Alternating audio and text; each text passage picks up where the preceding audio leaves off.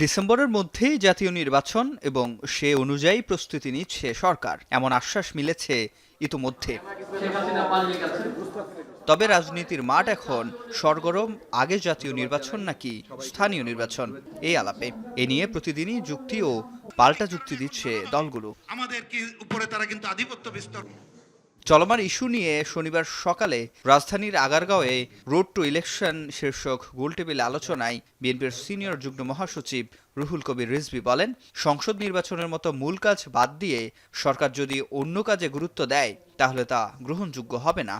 জাতীয় সংসদ নির্বাচন, যে নির্বাচনের মাধ্যমে একটি সরকারের পরিবর্তন হয়, এখন সেটি সেই মূল কাজটা বাদ দিয়ে আমরা যদি সাবসিডির কাজগুলো এটাই যদি আমরা প্রথমেই শুরু করে দেই, তো তাহলে এটা গ্রহণযোগ্য হবে।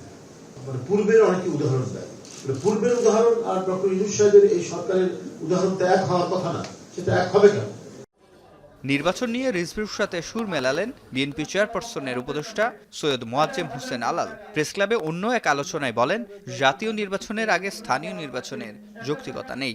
দেখলাম বৈষম্য বিরোধী আন্দোলনের নেতারা তারা এই তিনটি দলের আদলে তাদের দল এবং ভবিষ্যৎ কর্মসূচি নির্ধারণের জন্য পরিকল্পনা করছে। এই মাটিতে লালিত পালিত হয়েছে, তাদের কাছে বিদেশি নেতাদের মতবাদটা এত জনপ্রিয় হলো কেন?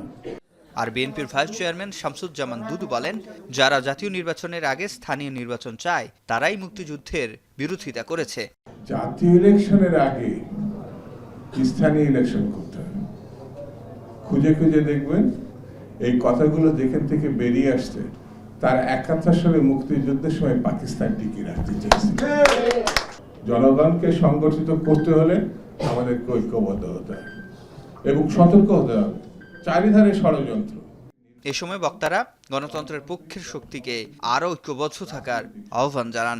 এই সরকার যতক্ষণ পর্যন্ত আমরা প্রতিষ্ঠা করতে না পারবো ততক্ষণ আমাদের কাজ শেষ হয়েছে, এটা আমাদের ভাবার কোনো কারণ নাই। সিফাত শাহরিয়ার, এখন ঢাকা। একনল হ্যান্ড ওয়াশ 100% প্যারাবেন ফ্রি, তাই নিরাপদ হাতের জন্য আস্থা রাখুন একনলে।